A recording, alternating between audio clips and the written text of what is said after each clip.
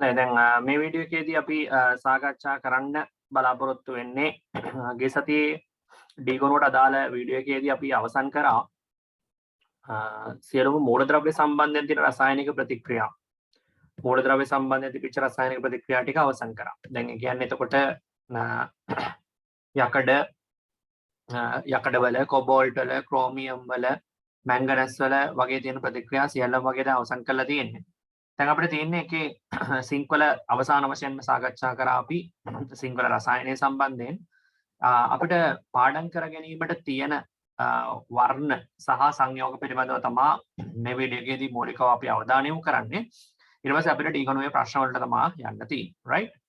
ඒතර මේකදී අපිට ප්‍රධාන වශයෙන්ම අවධානය යොමු කරන්න ඕනේ අයන කීපයක් තියෙනවා. අපි අයන ගැන මුලින්ම අවධානය යොමු කරමු. මුලින්ම අපිට මෙතනදී Cu2+ අයනය සම්බන්ධ සාකච්ඡා කරන්න තියෙනවා. කොබෝල්ට් 2+ අයනය ගැන, නිකල් 2+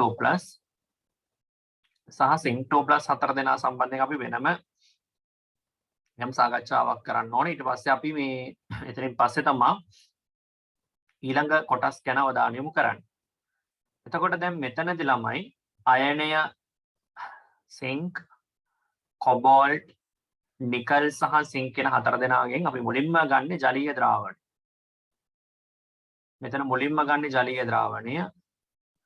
ජලීය ද්‍රාවණය ගත්තාම මුලින්ම මේක තේරුම් ගන්න ඕන දේ තමයි මෙයාගේ කොපර් වල H2O6 වල 2+ එක තමයි මුලින්ම එන්නේ ජලීය ද්‍රාවණය. Copper H2O6 2+. හරි. මේක ජලීය ද්‍රාවණය මතක තියාගන්න ඕන නිල් පාටයි. Blue colour. හොඳයි. මෙයාගේ ජලීය ද්‍රාවණය නිල් පාටයි. ඊට අමතරව මේකට OH- දැම්මොත් එහෙම OH- යදුවට එන්නේ මෙන්න මෙහෙම CuOH2 sorry. okay. හරි. ඊට පස්සේ වැඩිපුර ඇමෝනියා දැම්මොත් මොකද වෙන්නේ? දන්නවා මෙතන මේ ලිව්ව හතර දෙනාම ඇමෝනියා වල දිය වෙනවා. ඇමෝනියා වල දිය වෙලා ඇමෝනියා වල සංකීර්ණ සංයෝග සාධනවනේ අපි දන්නවනේ. එතකොට එන්නේ CuNH3 වල 2+ එක සහ වැඩිපුර Cl- දැම්මහම වැඩිපුර Cl- යදුවට එන්නේ CuCl4 වල මෙන්න මෙහෙම 2- එක. ඔන්නෝමයි වෙන්නේ. තර පාට ගත්තොත් එහෙම මෙයා නිල් පාට මෙයා ඉන්නේ නම් මේක නිල් පාටින්ම ලියන්නම් නේද? කොපර් වල සංකීර්ණය නිල් පාටයිනේ. CuH2O6 එකේ 2+ එක මෙයා නිල් පාටයි. හරි. තර මෙයා නිල් පාටින් ඉන්නේ. තර මෙතන ඉන්න එක්කෙනා ලා නිල් පාට. තර මෙතන ඉන්න එක්කෙනා ඉන්නේ තද නිල් පාට.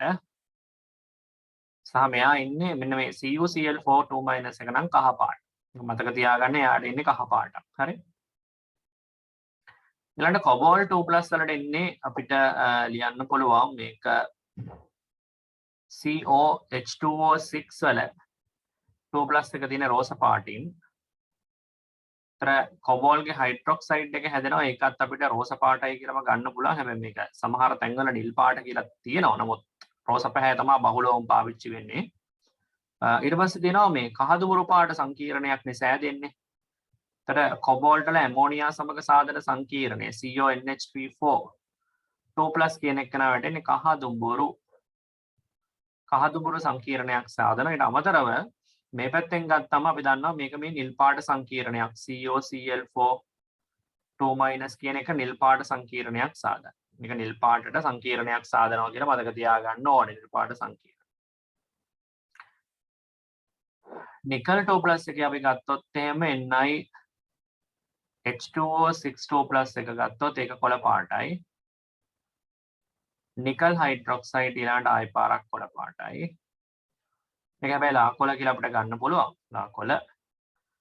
මේ පැත්තට ඉන්නේ තද නිල් පාට ද්‍රාවණයක්. NiNH3 6 වල 2+ එකෙන් තද නිල් පාට. මේ පැත්තේ ආයි පාරක් එනවා මේ කහ පාට එක්කෙනෙක්. NiCl4 2- කියලා එනවා එක්කෙනෙක්. හරි. මෙන්න මෙහෙම එක්කෙනෙක් එනවා මෙයා කහ පාට. right? සින්ක් වල ගත්තොත් එහෙම සින්ක් H2O6 2+ කියන එක්කෙනා ඉන්නේ අවර්ණ. මේ පැත්තෙන් එනවා සිංගේ හයිඩ්‍රොක්සයිඩ් එක සුදු පාටයි. ඊට පස්සේ එනවා පුතේ සිංගේ ඇමීන් සංකීර්ණයේ ZnNH362+ කියන එක. මේක අවර්ණයි. මේ පැත්තට එනවා සිංක් Cl4 2- සංකීර්ණය. මෙයත් අවර්ණයි. ඔන්නෝම තමයි ඉතින් ඔය කතන්දරේ වෙන්නේ right ඔය ටික මතක තියාගන්න ඕනේ අයන ටිකට අදාළව පාඩම් කරගන්න ඕනේ ජලීය ද්‍රාවණ මොනවද OH- දැම්මහම තියෙන ද්‍රාවණ මොනවද ඊට අමතරව වැඩිපුර ඇමෝනියා දැම්මම කොහොමද එන්නේ වැඩිපුර Cl- දැම්මම කොහොමද එන්නේ අනාදී වශයෙන් වැදගත් පාඩු ටික මතක තියෙන්න ඕනේ මෙන්න මේ ටේබල් එක වීඩියෝ එක පෝස්ට් කරලා ලියන්න right හරි ඒක වීඩියෝ එක පෝස්ට් කරලා ලියාගත්තට පස්සේ අපි ඊළඟ එකට යමු ඊළඟ එකෙත් එතකොට අපිට කොටස් 4කින්ම තමයි කියන්න තියෙන්නේ ඊළඟ වගුව මෙතනත් අපි යමු ජලීය ද්‍රාවණ වලින්ම ලියමු ඔය විදියටම පළවෙනියට අපි ගමු ජලීය ද්‍රාවණය හරි ජලීය ද්‍රාවණ අපි මෙතනදී කතා කරනවා මැංගනස් right එතනදී අපි තුන් දෙනෙක් ගැන කතා කරන්න බලාපොරොත්තු වෙනවා මැංගනස්ගේ හෙක්සැක්ව සංකීර්ණය MnH2O6 ගේ 2+ එක සහ යකඩවල තියෙන 2+ එක සහ chromium වල තියෙනවා 2+ එක CrH2O6 2+ ඔන්න ඔය ටික තමයි තියෙන්නේ right එතකොට දැන් මෙතන මේ OH- යෙදුවාම මොකද වෙන්නේ වැඩිපුර සෝඩියම් හයිඩ්‍රොක්සයිඩ් දැම්මහම මොකද වෙන්නේ ඊට අමතරව මේ මෙන්න මෙතන තව මම ලියනවා හයිඩ්‍රොක්සයිඩයේ වාතනය කළ විට. ඒ කියන්නේ ඔක්සිජන් යවුවට පස්සේ වාතනය කළ විට ඊට පස්සේ වැඩිපුර Cl- යෙදුව විට. ඔන්නෝම හතර දෙනා තුන් දෙනා ගැන කතා කරන්නේ right. ඒතර දැන් උතනදී වෙන්නේ OH- දැම්මහම වෙන්නේ මැංගනස්ගේ හයිඩ්‍රොක්සයිඩේ හැදෙනවා. මැංගනස් හයිඩ්‍රොක්සයිඩ් සොලිඩ් එක හැදෙනවා. මේක කහ සුදු පාට. right. ඊටසේ කොළ පාටින් හැදෙන කෙනෙක් ඉන්නවා. මෙන්න මෙයා කොළ පාටයි right. ferrous hydroxide ඊට අමතරව හැදෙනවා මෙයා CrOH trice. මෙන්න මෙයා එයත් අද කොළ පාටයි. හරි.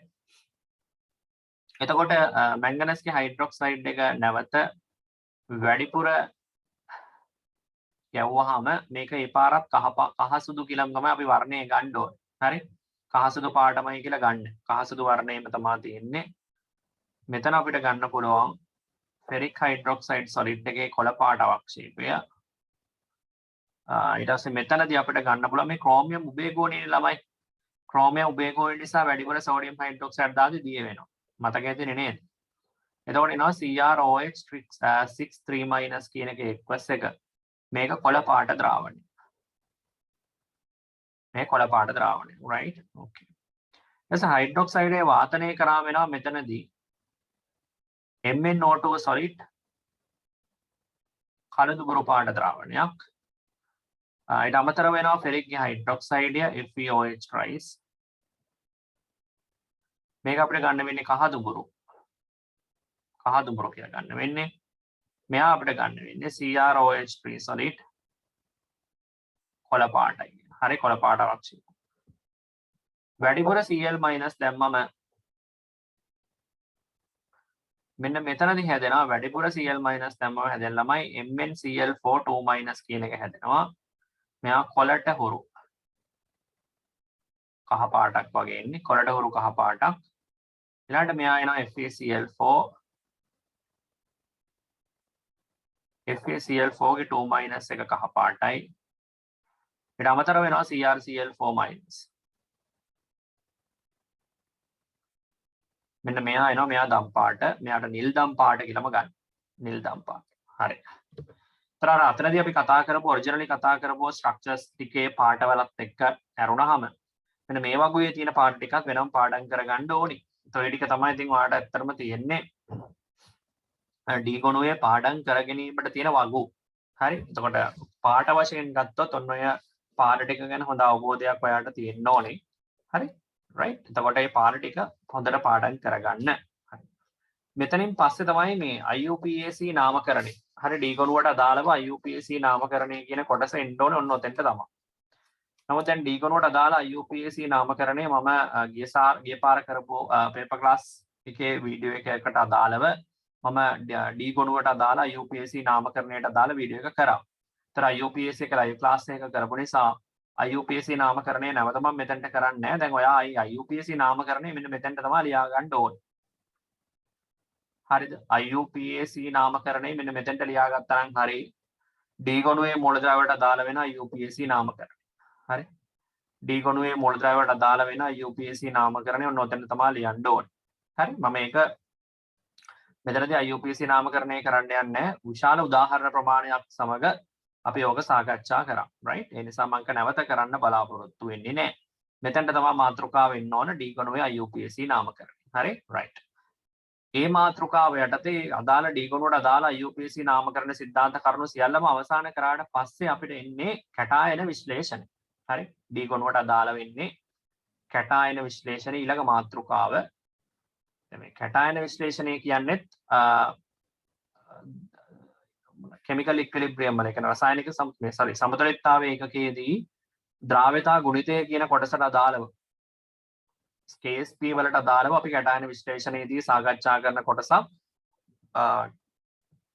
තමයි මේකෙදිත් ඇත්තටම කරන්න තියෙන. නමුත් දැන් මේක ඉතාම හොඳින් සාර්ථකව තේරෙන්න නම් KSP ගැන හොඳ අවබෝධයක් තියෙන්න ඕනේ. දැන් KSP ගැන අවබෝධයක් නැත්නම් මේකට කැටායන විශ්ලේෂණයේදී ඇයි මෙම regions දාන්නේ කියන එක සම්බන්ධයෙන් අවබෝධයක් එන්නේ නැහැ. නමුත් මම මෙතනදී කැටායන විශ්ලේෂණයට අදාළව වර්ණ ටික විතරයි සාකච්ඡා කරන්නේ. මේකේ සිද්ධාන්ත කරුණු. ඒ කියන්නේ ඇයි මේක වෙන්නේ? ඇයි මේක අවක්ෂේප වෙලා මේක අවක්ෂේප වුණේ නැත්තේ? ඇයි මේක අවක්ෂේප වෙන්න ඕනේ කියලා කියන්නේ. අන්න ඒ වගේ මේක බරපතල සිද්ධාන්ත කරුණු. ඒ කියන්නේ KSP කොටසත් එක්ක යන සිද්ධාන්ත කරුණු ටික මෙතන මම සාකච්ඡා කරන්නේ නැහැ. ඒක KSP වලදී සාකච්ඡා කරනවා. ඒ නිසා අපි දැනට කාණ්ඩ විශ්ලේෂණය ගැන යම් අවධානයක් යොමු කරමු. right? හරි. දැන් කැටායන විශ්ලේෂණයේදී අපි දැනගත යුතු වැදගත්ම දේ තමයි අපි කාණ්ඩ හතරක් යටතේ තමයි කැටායන විශ්ලේෂණය කරන්නේ. කැටායන විශ්ලේෂණය කරන්නේ කාණ්ඩ හතරක් යටතේ. දැන් මුලින්ම අපි කරන්නේ කැටායන මිශ්‍රණයක් අරගන්න එකනේ. මුලින්ම කැටායන මිශ්‍රණය අරගෙන ඒක හොඳට දිය කරගන්න. මේකනේ මුලින්ම කරන්නේ.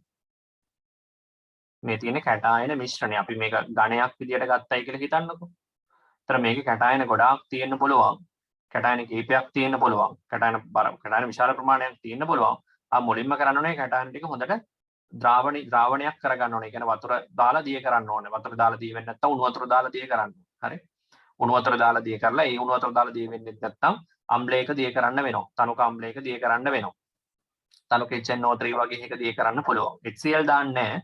තනුක HNO3 වල දිය කරනවා. එහෙම නැත්නම් සාන්ද්‍ර HNO3 වල දිය කරන්න ඕනේ. right? මුලින්ම අපි අංක එකටම කරන්නේ මේක ජලයේ දිය කරනවා. සාමාන්‍ය සිසිල් ජලයේ දිය කරනවා. සිසිල් ජලය යොදා දිය කරන්න. එහෙම දිය වෙන්නේ නැත්නම් කරන්න උණු ජලය දාන්න. උණු ජලය යොදා දිය කරන්න. right? සිසිල් ජලය යොදලා දිය වෙන්නේ නැත්නම් තමයි උණු ජලය දාලා දිය කරන්න ඕනේ. සිසිල් ජලය දිය වෙනවා නම් ප්‍රශ්නයක් නැහැ. එහෙම නැත්නම් උණු ජලය දිය කරන්න. උණු ජලයේ දිය වෙන්නේ නැත්නම් තනුක HNO3 වල දිය කරන්න. එහෙමත් දිය වෙන්නේ නැත්නම් ඉතින් සාන්ද්‍ර HNO3 වල දිය කරන්න. මේ process එකේ යනවා නම් තමයි හොඳ. කොහොම හරි අපිට මිශ්‍රණය ද්‍රාවණය කරගන්න ඕනේ. මේක දිය වුණ නැත්නම් ඇත්තටම මේ මිශ්‍රණයේ අවක්ෂේපය දිය කරගත්තේ නැත්නම් ඇත්තටම අපිට මේක හරියටම මේ පරීක්ෂණ ටික කරගන්න බැරි වෙනවා. ඒ නිසා මේක දිය කර ගැනීම තමයි ඉතාම වැදගත් වෙන්නේ. මේක දිය කර ගැනීම සඳහා කියන process එකේ යන්න වේවාට මේක දිය කරගන්න සිසිල් ජලය යොදන්න. හරියන්නේ නැත්නම් උණු ජලය යොදන්න. උණු ජලය යොදන්න ඒකත් හරියන්නේ නැත්නම් තනුක HNO3 දාන්න. ඒකත් හරියන්නේ නැත්නම් සාන්ද්‍ර HNO3 දාන්න. ඔන්න ඔය ටික තමයි කියන්න තියෙන ප්‍රධාන වශයෙන් ඔය මොකක් හරි process එකකින් ඔක දිය කරගන්න බලන්න. right? එහෙම දිය කරගත්තට පස්සේ මොකක්ද අපි කරන්නේ? කාණ්ඩ විශ්ලේෂණයක් කරනවා. කාණ්ඩ විශ්ලේෂණයක් කියලා කියන්නේ අපි කාණ්ඩ හතරක් යටතේ මේ කැටායන මිශ්‍රණය පරීක්ෂණ වලට ලක් කරනවා. ඒකනේ මුලින්ම කරන්නේ. right? මුලින්ම අපි කරන්නේ අපි උදාහරණ පළවන කාණ්ඩය යටතේ අපි මුලින්ම කරන්නේ මේ කැටායන මිශ්‍රණයට අපි දාන්නේ තනුක HCl. හරි? තනුක HCl දාන්න. පළවෙනියටම කරන්නේ කැටායන මිශ්‍රණයට තනුක HCl දාන්න. අපි ඒක මෙහෙම ලියමුකෝ. පළවන කාණ්ඩය යටතේ තනුක HCl යෙදීම. තනුක HCl යෙදුවම ආ දන්නවා කැටායන මිශ්‍රණයේ තියෙන කැටායන තුනක් අවක්ෂේප වෙනවා. මම ඒවා වෙන්නේ ඇයි කියලා මම කියවනේ මම කලිනුත් කිව්වා මේක මම KSP බල සිද්ධාන්ත කරුණු මත පදනම් වෙලා පැහැදිලි කරන්නේ නැහැ. මම දැනට මේ පාට ටික සහ අවක්ෂේප ටික විතරයි ඒවා දැනගත යුතු. වර්ණ සහ අවක්ෂේප ටික මතක තියාගන්න ඕනේ. තනුකෙච්සියල් දැම්මම අවක්ෂේප වෙන්නේ අපි දන්නවා අවක්ෂේප තුනයි අවක්ෂේප වෙන්නේ. right? එකක් තමයි AgCl, දෙවෙනි එක තමයි පුතේ lead chloride PbCl2, අනිත් එක තමයි Hg2Cl2. හරි? මේ තුනම අපි දන්නවා මේ අවක්ෂේප තුනම සුදු පාටයි right. ඒතර සුදු පාට අවක්ෂේප තුනක් අපිට හම්බ වෙනවා. පළවෙනියට පළවන කාණ්ඩය යටතේ මේකට තනුකෙච්සියල් යෙදුවට පස්සේ AgCl, lead chloride, Hg2Cl2 සුදු පාට අවක්ෂේපයක් right. ඒතර මේක අවක්ෂේප වුණාට පස්සේ මොකද කරන්නේ? අපි පෙරණේ ගන්න ඕනනේ. දැන් මේක අවක්ෂේප වෙනවනේ. පළවන කාණ්ඩය යටතේ තනුකෙච්සියල් යෙදෙනවා. ඒතර අවක්ෂේපයක් එනවා. අවක්ෂේප වුණාට පස්සේ මොකද කරන්නේ? පෙරන්න ඕන. අවක්ෂේප වුණාට පස්සේ පෙරණේ අරගෙන පෙරණේට මොකද කරන්නේ? දෙවන කාණ්ඩ විශ්ලේෂණයට යොමු කරන්න ඕන. right? ඒක අපි කොහොමද දැන් මේක කරන්නේ? අපි ටිකක් මේක රූප සරහනකින්ම කරගමු නේද? මුලින්ම අපි කරන්නේ මොකද්ද? මෙන්න කැටායන මිශ්‍රණයේ තියෙනවා. මේකට දානවා තනුකෙච්සියල්. දැම්මම මොකද වෙන්නේ? අවක්ෂේපයක් එනවා. පෙරණයක් එනවා. අවක්ෂේපයක් එනවා. මේ දින අවක්ෂේපය. ඊට පස්සේ මේ අවක්ෂේපයට අපි මොකද කරන්නේ? මේක පෙරනවා. පෙරනවා කියලා කියන්නේ මේක අපි මෙහෙම ෆිල්ටර් එකක් දාලා පෙරනවා. ෆිල්ටර් එකක් දාලා පෙරුවම අවක්ෂේපය මේකේ රැඳෙනවා. මෙන්න මේකට තමයි පෙරණේ කියන්නේ. ෆිල්ටර් රේට් එක. හරි. මෙතනින් අවක්ෂේපය මොනවාද? මෙතනින් අවක්ෂේපය තමයි AgCl, සිල්ල ක්ලෝරයිඩ් අවක්ෂේප වෙනවා. තව අවක්ෂේප වෙනවා lead chloride එක PbCl2. ඊට අමතරව අවක්ෂේප වෙනවා Hg2Cl2. මෙන්න මේ තුන් දෙනා අවක්ෂේප වෙනවා තමයි කියන්නේ. එතකොට එන අවක්ෂේප තුන අපි කතා කරොත් අවක්ෂේප වෙන්නේ එක AgCl, lead chloride PbCl2, Hg2Cl2 තුන් දෙනාම සුදු පාට අවක්ෂේප. ඔච්චරයි කියන්න තියෙන්නේ ඕකේ. හරි right. අපි ලියාගෙනම යමු. කැටායන විශ්ලේෂණය යටතේ මුලින්ම කැටායන මිශ්‍රණය ගන්නවා. මෙන්න මේ process එක යන්න.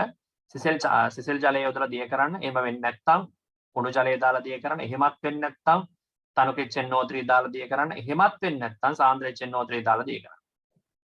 ඔය මොනවා හෝ ක්‍රමයකින් ඔය හතර දිය කරගන්න බලන්න.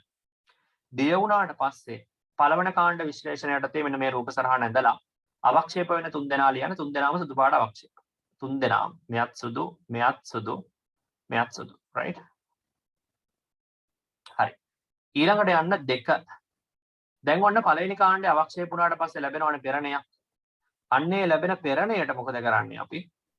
පෙරණයට H2S යවනවා. හරි. පෙරණයට යවන්නේ H2S. මේ තියෙන පෙරණය මේකට යවන්නේ H2S. H2S යවුවට පස්සේ අපිට අවක්ෂේප වෙනවා පුතේ. සල්ෆයිඩ් අවක්ෂේප වෙනවා 3 4 5 6 7 8 9 10 අවක්ෂේප 10ක් අවක්ෂේප වෙනවා. මොනවාද අවක්ෂේප වෙන්නේ? පළවෙනි එක HGS. HGS අවක්ෂේප වෙනවා. CUS අවක්ෂේප මම අවක්ෂේප වල පාටින්ම ලියන්නම්. කළු අවක්ෂේප 4ක් එනවා. දැන් පළවෙනියට අවක්ෂේප වුණාට පස්සේ ඒක අයින් කරාම පෙරණයක් එනවනේ ළමයි. අන්න ඒ එන පෙරණයට තමයි මම මේ කියන්නේ H2S දාන්නේ. තර පෙරණය ආම්ලිකද බාෂ්මිකද කියලා කෙනෙක්ට හිතෙන්න පුළුවන්. මේකෙන් ලැබෙන පෙරණය ආම්ලිකයි. කොහොමද එහෙම විශේෂයෙන්ම කියන්නේ? මේකෙන් ලැබෙන පෙරණය ආම්ලිකයි කියන්න හේතුව ඇයි ඔයා පළවෙනියටම දැම්මේ තනුකෙච්Cl නේ. එතකොට අවක්ෂේප වුණාට පස්සේ පෙරණේ H+ තියෙනවා. ඇයි HCl නේ දැම්මේ? පෙරණය ආම්ලිකයි හොඳේ. තර මේ ආම්ලික වෙච්ච පෙරණය කියන්නේ අම්ලයක් මාධ්‍යයේ තියෙන අවස්ථාවේදී තමයි H2S යවන්නේ. ඒක තේරුම් ගැනීම වැදගත්. ආම්ලික මාධ්‍යයේදී හයිඩ්‍රජන් සල්ෆයිඩ් යවනවා කියලා ඔය කියන්නේ. ආම්ලික මාධ්‍යයේදී H2S යවුවට පස්සේ ඔයාලට එනවා අවක්ෂේප කීපයක් එනවා. ඒ කළු අවක්ෂේපම 4ක් එනවා. මොනවද වෙන්නේ? HGS අවක්ෂේප වෙනවා. CUS අවක්ෂේප වෙනවා. කොපර් සල්ෆයිඩ් අවක්ෂේප වෙනවා. තව බිස්මත් සල්ෆයිඩ් Bi2S3 කියන එක අවක්ෂේප වෙනවා. ඊට අමතරව lead සල්ෆයිඩ් අවක්ෂේප වෙනවා. ඔන්න කළු පාට අවක්ෂේප 4 දෙනා. මේ 4 දෙනාම කළු පාටයි. මේ 4 දෙනාට අමතරව කහ පාට අවක්ෂේපත් එනවා ඔයාට 4 දෙනෙක්. ඒ තමයි පේනවද දන්නේ නැහැ මම මෙන්න මේක AS2S3 මම පාටින්ම ලියන්නම් පාට මතක තියාගන්න ඕන නිසා AS2S5 දැන් සමහර වෙලාවට උගලන්ට ඉස්කෝලේ හෝ වෙන තැනකින් හෝ ආසනික් වල එක සල්ෆයිඩයක් විතරක් ලියන්න පුළුවන්. මම මෙතන මේ ධන 3 සහ ධන 5 කියන ඔක්සිකරණ අංක අවස්ථා දෙකම සලකලා තමයි දෙන්නම ලියුවේ. සමහර තැන්වල ධන 3 විතරක් ගන්න තැන් තියෙනවා. ඒක ප්‍රශ්නයක් කරගන්න එපා. හරිනම් දෙන්නම අවක්ෂේප වෙන්න ඕනේ. ඒ නිසා මම දෙන්නම ලියන්නම්. ආසනික් වල ධන 3 සහ ආසනික් වල ධන 5 කියන අවස්ථා දෙකේම සල්ෆයිඩ් අවක්ෂේප වෙන්න පුළුවන්. right? ඊළඟට අපිට තව කහ පාට අවක්ෂේප දිනවා tin sulphide SNS2 sorry. Tin sulphide සහ කැඩ්මියම් සල්ෆයිඩ්. මෙන්න දෙවන කාණ්ඩ මේ තියෙන පළවන කාණ්ඩය මේ ලිව්වේ දෙවෙනි කාණ්ඩේ. හරි. මේ තියෙන දෙවෙනි කාණ්ඩය කියලා කිව්වහම දැන් මේක මේ ආවර්තිතා වගුවේ කාණ්ඩ එක පටලව ගන්න එපා. ආවර්තිතා වගුවේ කාණ්ඩ නෙමෙයි මේ කියන්නේ. ආවර්තා වගුවේ කියන්නේ පළවන කාණ්ඩයේ දෙවෙනි කාණ්ඩය කියන වෙන එකක්. මේ කියන්නේ පළවන කාණ්ඩ විශ්ලේෂණය කියලා අදහස් කරන්නේ තනුකෙත් CL යොදලා අවක්ෂේප කරන කාණ්ඩය. හරි. එතකොට අවක්ෂේප 3 දෙනෙක් එනවා. මේතර අවක්ෂේප 3යි. තනුකෙත් CL දැම්ම සුදු පාට අවක්ෂේප 3ක් එනවා. අවක්ෂේපය අරගෙන අරක පෙරුවාට පස්සේ එන පෙරණයක් තියෙනවා ෆිල්ටරේට් එකක්. ඒක ආම්ලික පෙරණයක්. ඒ එන ආම්ලික පෙරණයට H2S යවනවා. ආම්ලික පෙරණයට H2S යවුවාම අපිට අවක්ෂේප දැනට අපිට 8ක් ඇවිල්ලා තියෙනවා. කළු අවක්ෂේප 4ක් වලට ආවා. HGS, CUS, Bi2SP සහ lead sulfide. කහ පාට අවක්ෂේපත් වලට 4ක් ඇවිල්ලා තියෙනවා. AS2SP, AS2S5, SNS2, CDS කියලා 4 දෙනෙක් ඇවිල්ලා තියෙනවා. right? ඊට පස්සේ අපිට කතා කරන්න තියෙන්නේ මේ තව එනවා තැඹිලි පාට අවක්ෂේපයක් SB2S3 කියලා. SB2S3 කියනවා තැඹිලි පාට අවක්ෂේපයක්. මේක තැඹිලි පාට අවක්ෂේපයක්. right? SB2S3 කියලා කියන්නේ තැඹිලි පාට අවක්ෂේපයක්. අපිට තැඹිලි පාටින්ම තැඹිලි පාටක් නැහැ ලියන්න කවන්නේ. මෙහෙම ලියමු. SB2S3 තැඹිලි පාටයි. දැන් මෙතන අවක්ෂේප කළු අවක්ෂේප 4යි කහ අවක්ෂේප 4යි තැඹිලි පාට අවක්ෂේපයක් ආව 9යි. ඊළඟට අපිට තියෙනවා SNS කියලා අවක්ෂේපයක් ඒක කහ දුඹුරු. SNS කියලා අවක්ෂේපයක් එනවා කහ දුඹුරු. මෙන්න මෙහෙම. හරිනේ. එතකොට දැන් හරි. එතකොට අපිට දැන් අවක්ෂේප ඔක්කොම ඇවිල්ලා තියෙනවා. අවක්ෂේප 10ක් දැන් ඔන්න අවක්ෂේප වෙලා තියෙනවා. පැහැදිලි? මෙන්න අවක්ෂේප 10. HGS, CUS, Bi2S3, lead sulfide කළු අවක්ෂේප 4යි. AS2S3, AS2S5, SNS2, CDS කහ අවක්ෂේප 4යි. SB2S3 තැඹිලි පාට අවක්ෂේපය. SNS කහ දුඹුරු අවක්ෂේපය. ඔන්න දෙවෙනි කාණ්ඩයට තේ අවක්ෂේප වුණාම මෙන්න මේ අවක්ෂේප 10ම අවක්ෂේප වෙනවා. පළවෙනි කාණ්ඩයට අවක්ෂේප උනේ අවක්ෂේප 3යි. මේ අවක්ෂේප 3 පෙරලා ගත්තට පස්සේ පෙරණය තමයි අපි දෙවෙනි කාණ්ඩ විශ්ලේෂණයට යවුවේ. මේ තියෙන්නේ පෙරණය. මේක ඇත්තටම අපි ආම්ලික පෙරණය කියලා කියමු. ඇයි ඒ? පළවෙනි කාණ්ඩයේදී ඔය අවක්ෂේප පෙරාගත්තේ පළවෙනි කාණ්ඩයේදී අවක්ෂේප ටික පෙරුණේ පළවෙනි කාණ්ඩයේදී ආම්ලික මාධ්‍යයේදීනේ ඔයා දැන් ඒතකොට AgCl lead chloride HgCl2 වලින් පෙරණ එනකොට පෙරණේ ආම්ලික වෙලා තිබුණේ. ඒ ලැබිච්ච ආම්ලික පෙරණයට තමයි ඔයා H2S යවුවේ. එතකොට තමයි ඔය කියන විදිහට අවක්ෂේප 10ක් ආවේ. right. දැන් අපි මොකද කරන්නේ? එතන අවක්ෂේප වුණාට පස්සේ ඒ අවක්ෂේපය ආයි පෙරනවා. දැන් මේක දැම්මට පස්සේ මොකද වෙන්නේ? ආයි අර කිව්වා වගේම අවක්ෂේප ටිකක් එනවා. හරි. මෙන්න මෙහෙම අවක්ෂේප ටිකක්. ඉතින් මේකෙත් පෙරණයක් තියෙනවා. මේ තියෙන පෙරණය, මේ තියෙන අවක්ෂේප 10. දැන් මෙහෙමයි. මේ කැටායන මිශ්‍රණේ ඔක්කොම කැටායන ටික තිබුණොත් තමයි හොම වෙන්නේ. හොඳේ. දැන් සමහරවිට මේක කැටායන තියෙන දෙකක් විතරක් වෙන්න පුළුවන්. එහෙම නැත්නම් මේ දෙක විතරයි අවක්ෂේප වෙන්නේ. මම මේ ඔක්කොම කැටායන තියෙනකොට වෙන් කරන විදිය තමයි මේ කියන්නේ. හරි. ඔයාලට එක ප්‍රශ්න එනවා එදිනේ. කැටායන 10ක් තිබ්බොත් ඒ 10 වෙන් කරන විදිය තමයි මේ කියන්නේ. ඔක්කොම ටික. sorry 10ක් නෙමෙයි. කැටායන ගොඩාක් තියෙනවනේ. තියෙන ඔක්කොම කැටායන ටික වෙන් කරගන්න පුළුවන් මෙතනට ඒ තමයි මම කියන්නේ. නමුත් දැන් කැටායන මිශ්‍රණ ඔක්කොම කැටායන නොති වෙන්න පුළුවන්. කැටායන 2 3ක් තියෙන්න පුළුවන්. මොනම් 5ක් විතර තියෙන්නත් පුළුවන්. ඒකට ඉතින් අදාළ තැන් වලදී අවක්ෂේප වෙනවා. හරි? right. එතන මේක ආයි පාරක් අපි මොකද කරන්නේ? පෙරනවා. මතකයිද? මෙන්න මෙහෙම ආයි පාරක් පෙරලා ගන්න අවක්ෂේප. එතකොට මෙතන අවක්ෂේපය රැඳෙනවා. මේ තියෙන පෙරණේ. හරි මේ තියෙන අවක්ෂේප. අවක්ෂේපයේ මේ තියෙන පෙරණේ. හරි right. දැන් එතකොට ඔන්න තුන්වෙනි කාණ්ඩ විශ්ලේෂණයට අපි යන්න හද. මුලින්ම දෙවෙනි කාණ්ඩ විශ්ලේෂණය වෙනකන් ඉවර කරන්න. දැන් ඒකෙන් ගන්න පෙරණේ තමයි තුන්වෙනි කාණ්ඩ විශ්ලේෂණයට අපි අරගෙන යන්නේ. හරි right okay. මෙතන වෙනකන් ලියා ගන්න මුලින්ම වීඩියෝ එක පෝස් කරන්න. ඊළඟට අපි යමු දැන් මම එහා පැත්තට ගන්නම් තුන්වෙනි කාණ්ඩ විශ්ලේෂණය. තුන්වෙනි කාණ්ඩ විශ්ලේෂණයේදී වෙන්නේ අපි දාන්නේ දැන් අර දෙවෙනි කාණ්ඩ විශ්ලේෂණයෙන් ගත්ත පෙරණයක් තියෙනවනේ. දෙවෙනි කාණ්ඩ විශ්ලේෂණයේදී අවක්ෂේප 10ක් අවක්ෂේප වුණා. කළු අවක්ෂේප 4යි කහ අවක්ෂේප 4යි තැඹිලි පාට අවක්ෂේපයයි කහ දුඹුරු අවක්ෂේප. ඒ වගේම පළවෙනි කාණ්ඩ විශ්ලේෂණයේදී ක්ලෝරයිඩ් අවක්ෂේප තුනක් අපිට හම්බුණානේ. මොනවාද? AgCl, lead chloride, Ag2Cl2 යන ආදී වශයෙන් ක්ලෝරයිඩ් අවක්ෂේප තුනක් හම්බුණා. ඒතර මේකදී අපිට හම්බුණා අවක්ෂේප 10ක්. හරි right. ඊට පස්සේ තුන්වෙනි කාණ්ඩ විශ්ලේෂණයේදී අපි කල්පනා කරන්න ඕනේ. තුන්වෙනි කාණ්ඩ විශ්ලේෂණයේදී අපි යවන්නේ මේ දැන් මාධ්‍ය ආම්ලික වෙලානේ තිබුණේ නේද? දෙවෙනි කාණ්ඩයේදී. හරි. ඒ නිසා දැන් අපි යවනවා මේකෙදී. මේකේ පළවෙනියට යවනවා HNO3, දෙවෙනියට යවනවා ඇමෝනියම් හයිඩ්‍රොක්සයිඩ් සහ ඇමෝනියම් ක්ලෝරයිඩ්. දැන් මේකේ ඇයි HNO3 යවන්නේ කියන එක ඉතින් මම අර කලිනොත් කිව්වා මේවා මේ අවක්ෂේප කරන්න ගණිතානුකූල පැහැදිලි කිරීම තියෙනවා. මම ඒව එකක්වත් කරේ නෑ මෙතනදී. මොකද මේක මෙතනට අදාළ නැති නිසා. සාමාන්‍යයෙන් HNO3 දැම්මට පස්සේ වෙන්නේ නම් අපි සාමාන්‍යයෙන් HNO3 දාන්න හේතුව වෙන්නේ මේ යකඩ ධන 2 කැටායනය තිබුණොත් එහෙම ඒක යකඩ ධන 3 කැටායනයේ බවට ඔක්සිකරණය කරගන්න තමයි දාන්නේ. දැන් මේ මිශ්‍රණේ යකඩ ධන 2 කැටායනයේ තියෙන්න පුළුවන්නේ. ඒ යකඩ ධන 2 කැටායනයේ තිබුණොත් ඒක යකඩ ධන 3 බවට හරව ගන්න තමයි මේ HNO3 දාන්නේ. ඉතින් ඇයි එහෙම කරන්න කියන එක මම දැන් එක කැටායන මේ කේස් P වලදී කියන්නම් ඇයි ඒක එහෙම කළේ කියලා. මේක මම කේස් P ගැන සඳහනක් නොකර මෙතන පැහැදිලි කරන්න ගියාට ඔයාලට ඔක තේරෙන්නේ නැහැ. ඒ නිසා මම ඒක දැනට මෙතන පැහැදිලි කරන්න යන්නේ නැහැ. පසුවට පැහැදිලි කරන්නම් HNO3 දාලා කරන්නේ මොකක්ද කියන එක. හරි right. කොහොම හරි මෙතනදී ඔයාලට එනවා අවක්ෂේප තුනක් HNO3 දාලා HNO3 දැම්මකින් ඔයාලට පේනවා දැන් මාධ්‍ය ඇත්තම ටිකක් දැන් මේ මාධ්‍ය HNO3 දාපු ගමන් යකඩ ධන දෙකත් යකඩ ධන තුනට ඔක්සිකරණය වෙනවනේ. ඒතර මෙතනදී මොකද වෙන්නේ? අවක්ෂේප හම්බ වෙනවා තුනක්. ඊට පස්සේ පෙරලා ගන්න ඕනේ. ඉතින් මෙතන පෙරණේකුත් වෙනවා මේ තියෙන අවක්ෂේප. මෙතන එන අවක්ෂේප තමයි පුතේ ෆෙරික් හයිඩ්‍රොක්සයිඩ්. යකඩ ධන 3 අවක්ෂේප වෙන්නේ මෙන්න මේ තුන්වෙනි කාණ්ඩ විශ්ලේෂණයේදී. ඊට අමතරව අවක්ෂේප වෙනවා ක්‍රෝමියම්ගේ හයිඩ්‍රොක්සයිඩ් එක. right. ඊට අමතරව අවක්ෂේප වෙනවා ඇලුමිනියම්ගේ හයිඩ්‍රොක්සයිඩ්. ඔන්නෝම තමයි අවක්ෂේප වෙන්නේ තුන්වෙනි කාණ්ඩ විශ්ලේෂණයේදී. ඒතර දැන් මෙතන සිදුවෙන අවක්ෂේප වලදී එක පාටක් තමයි මේක මේ දුඹුරු පාට. ෆෙරික්ගේ හයිඩ්‍රොක්සයිඩ් එක දුඹුරු පාටයි. හැබැයි ක්‍රෝමියම්ගේ හයිඩ්‍රොක්සයිඩ් එක කොළ පාටයි. ඇලුමිනියම්ගේ හයිඩ්‍රොක්සයිඩ් එක මේක අපි උදේගුණී රසායනයේදී සාකච්ඡා කරා සුදු පාටයි. හරි. ඒතර මෙතනත් අපි දැන් කරන්නේ අවක්ෂේපය මොනා කරන්න ඕනද මෙහෙම. පෙරලා ගන්න ඕනේ ඉතින්. හරි. මේ තියෙන්නේ එතකොට රැඳිච්ච අවක්ෂේප.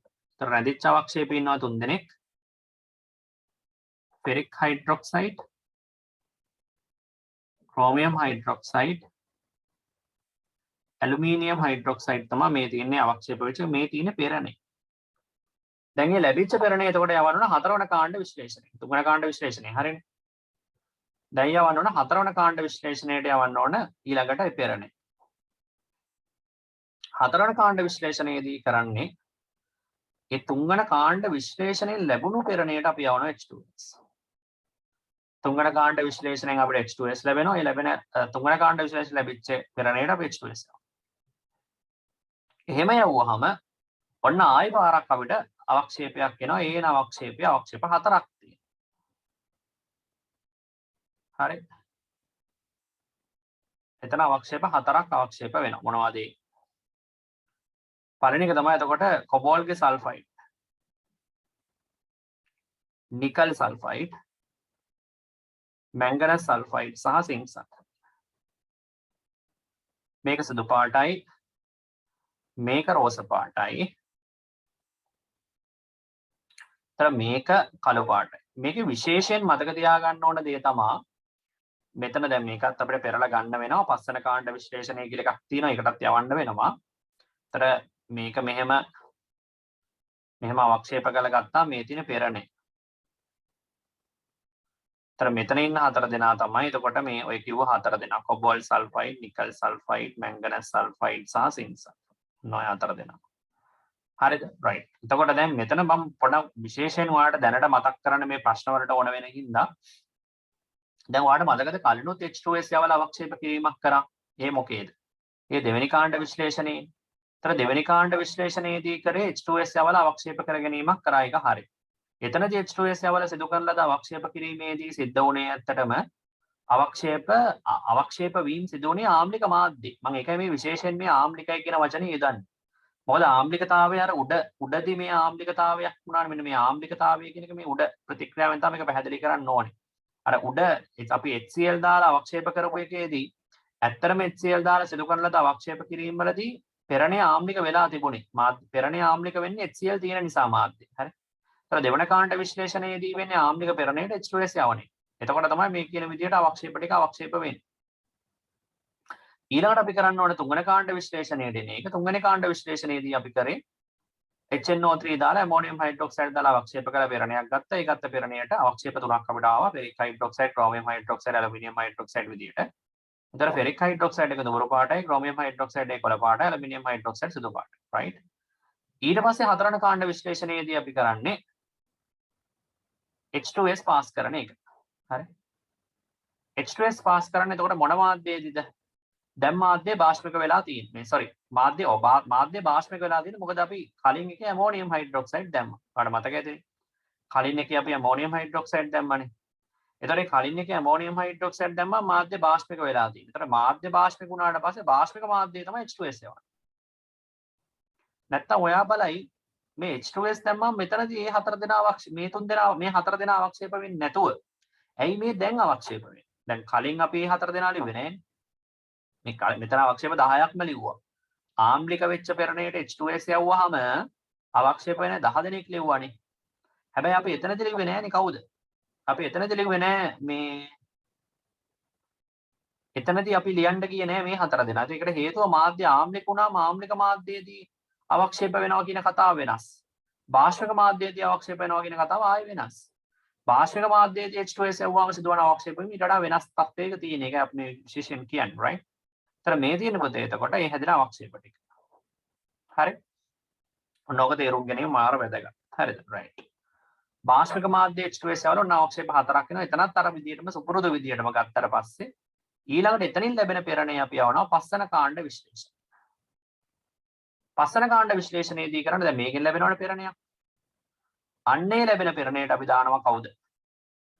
ඒකට ආයි පාරක් දානවා ඇමෝනියම් ක්ලෝරයිඩ්, ඇමෝනියම් හයිඩ්‍රොක්සයිඩ් දාලා ඊට පස්සේ දානවා පුතේ දෙකට ඇමෝනියම් කාබනේට්. හරි. දෙවෙනි අවස්ථාව යටතේ දාන්නේ ඇමෝනියම් කාබනේට්.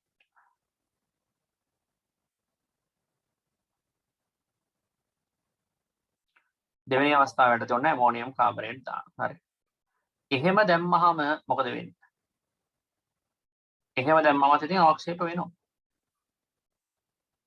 එහෙම දැම්මම අවක්ෂේප වෙනවා. මොනවාද වෙන අවක්ෂේප? එතනදී අවක්ෂේප වෙනවා අපිට ඇත්තටම මෙතනදී අවක්ෂේප වෙන්නේ තුන් දෙනයි. කැල්සියම්ගේ කාබනේට් එක, ස්ට්‍රොන්ටියම්ගේ කාබනේට් එක සහ බේරියම් කාබනේට් එක. හරි ඔය තුන් දෙනා තමයි ඉන්නේ. දැන් ඇත්තටම මේකේ මේ මැග්නීසියම් එහෙම අවක්ෂේප වෙන්නේ නැහැ.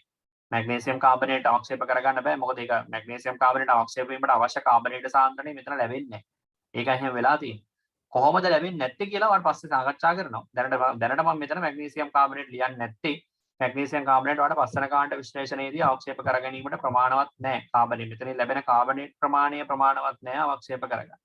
ඒ නිසා මෙතනදී මේ මේක ෆිල්ටර් කරලා ගත්තට පස්සේ තමයි අවසාන වශයෙන් මේ දින ෆිල්ටර් කරලා ගන්න අවක්ෂේපය කියලා හිතන්නකො මේ ඉන්නේ තුන් දෙනා. ඒතර මේ තුන් දෙනාම සුදු පාටයි. මේක S කොණුවේ අයනේ. අවක්ෂේප තුනම සුදු පාටින් තමයි ඉතින් බලන්න පුළුවන්. right? එතකොට දැන් ඔතන අවක්ෂේප තුනම සුදු පාටයි කියන එකේ තේරුම තමයි මේ අවසාන වශයෙන් මේ කියන්නේ අන්තිමටම අපි ඇත්තටම කැටායන විශ්ලේෂණයේදී වෙන් කරගන්නේ S කොණුවට අදාළව තියෙන කැටායන ටික. S කොණුවට අදාළව තියෙන කැටායන ටික තමයි අපි අවසාන වශයෙන් ඇත්තටම වෙන් කර ගැනීමක් සිදු කරලා තියෙන ටික තමයි ඔය තියෙන්නේ. Calcium carbonate, strontium carbonate, barium carbonate තුනම සුදු පාටයි right? ඒතර තුනම සුදු පාටයි. ඒතර සුදු පාට අවක්ෂේප තුන තමයි ඔය දැන් මම අන්තිම මිශ්‍රණයට දාලා තියෙන්නේ right? හරි. ඔය තියෙන කැටායන විශ්ලේෂණය ඉතාම සරල මට්ටමේ. මේක ගැඹුරු පැහැදිලි කිරීම සහිත සිද්ධාන්ත කොටසක්. නමුත් මේකට ගණිතය පාවිච්චි කරන්නේ නැතුව, ඒ කියන්නේ සමතුලිතතා මූලධර්ම පාවිච්චි කරන්නේ නැතුව පැහැදිලි කරන්න බල ඉතාම අවම මට්ටමේ පැහැදිලි කිරීම ඔන්න කරා. පළවන කාණ්ඩ විශ්ලේෂණ මේ ටික ලියා ගන්න ඕන මුලින්. පළවන කාණ්ඩ විශ්ලේෂණයේදී දැන් ඔයා මතක තියා ගන්න ඕන අවක්ෂේප තුනයි අවක්ෂේප වෙන්නේ. මොනවද? AgCl, lead chloride සහ mercury chloride. AgCl උයි PbCl2 උයි HgCl2 කියන අවක්ෂේප තුන තමයි මූලික වශයෙන්ම අවක්ෂේප වෙන්නේ. හරි. ඊට පස්සේ මතක තියා ගන්න ඕනේ ඒකෙන් ලැබෙනවා පෙරණේ, ඒක පෙරණේ ආම්ලික පෙරණයක්. ඒකට අපි H2S වායුව යවනවා. H2S යවුවා අවක්ෂේප 10ක් වෙනවා. ඒන අවක්ෂේප 10 තමයි HGS CUS Bi2 ST lead sulfide කළු අවක්ෂේප 4ක් එනවා. කහ අවක්ෂේප 4ක් එනවා. තැඹිලි පාට අවක්ෂේපයක් එනවා සහ කහ දූර පාට අවක්ෂේපයක් එනවා. මේක මතක තියාගන්න. ওই ටික තමයි එන්නේ. හරි. ඊට පස්සේ එතකොට ඒ අවක්ෂේප ටිකයි ඒ අවක්ෂේප ටිකත් එක්ක අපි ඒක වෙන් කරගත්තට පස්සේ ඊළඟට යවනවා තුන්වන කාණ්ඩ විශ්ලේෂණයට. තුන්වන කාණ්ඩ විශ්ලේෂණයේදී HNO3 දාලා ඇමෝනියම් හයිඩ්‍රොක්සයිඩ් ඇමෝනියම් ක්ලෝරයිඩ් දාන එක තමයි කරන්නේ. එහෙම දැම්මට පස්සෙත් ඔයාලට අවක්ෂේපයක් එනවා. ඒ අවක්ෂේපයේ තුන් දෙනෙක් ඉන්නවා.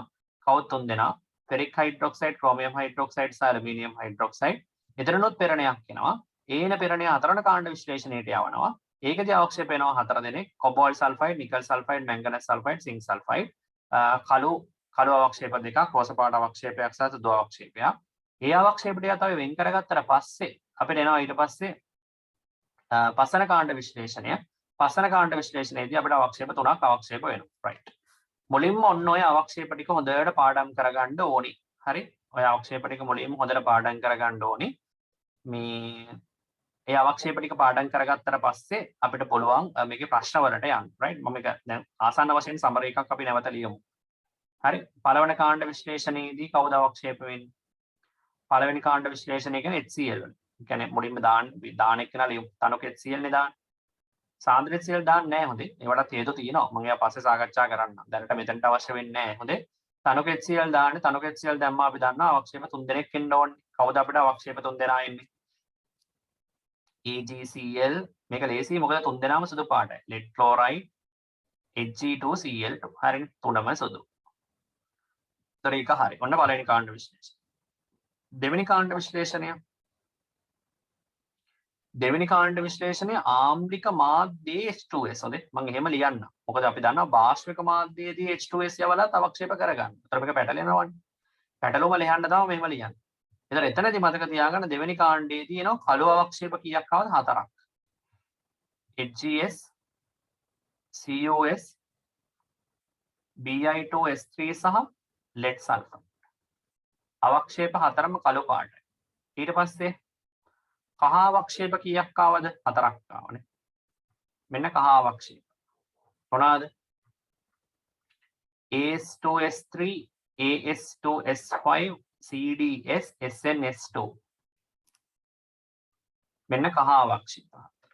ඊළඟට මොනවාද ආවේ? තැඹිලි පාට අවක්ෂේපයක් ආවනේ. තැඹිලි පාට අවක්ෂේප.